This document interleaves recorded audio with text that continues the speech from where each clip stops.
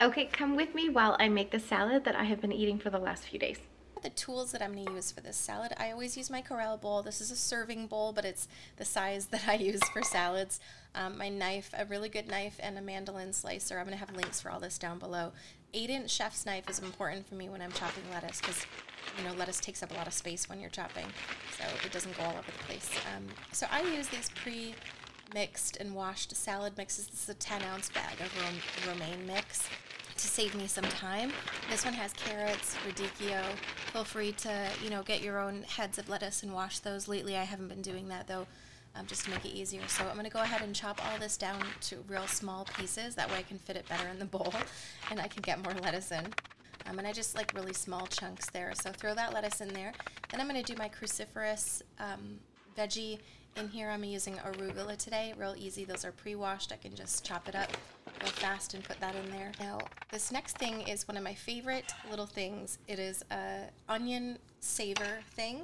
I've always been looking for some Tupperware that I could use just for my onions, and this one is perfect, and it doesn't get everything else all smelly. Notice here I also wrote the word onion on this side of the board, so I know to chop the onion on this side. And then say if I wanted to chop fruit another day, I know which side to use so it doesn't end up tasting like onion.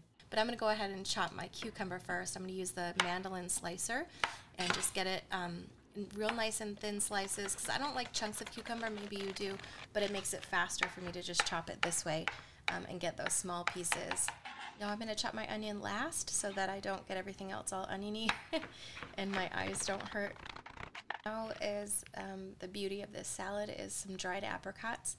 Yes, these are dried apricots. They're just unsulfured, right? So they don't use sulfur to make them stay orange. This is just how they naturally brown in the sun. And then some dried cranberries as well. If you're making this salad Nutritarian, you might use less dried fruit, but I'm adding about a half a cup of dried fruit. Okay, so now's the part where we're going to add some bulk to the salad with some protein to make it feel a little bit more substantial. You can choose between plant-based protein or animal-based. I know that not all of my audience wants to be 100% nutritarian or vegan, and in my family, we are incorporating a small amount of meat and dairy every once in a while. I'd say we're probably at about 85% nutritarian if I were to guess, and that feels really right for us right now. So here I'm showing about an ounce or two of boneless, skinless chicken breast, but feel free to use any protein option that you like, whether it's maybe a cup of beans or half a cup of tofu, something like that. I'm going to be giving more flexitarian approach with my protein choices in my recipes now, so you know, and I'm also going to make notes in the recipes for nutritarians who would like the guidance to stick to 100% nutritarian. Okay, and now about the dressing. You can do whatever you want with the dressing here. My favorite, when I'm doing a salad that has sweet stuff, I like to have a sweeter dressing.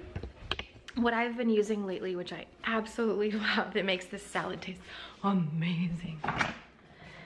So I like this Bragg apple cider vinegar dressing. They have an oil-free one too, so you can feel free to get that one.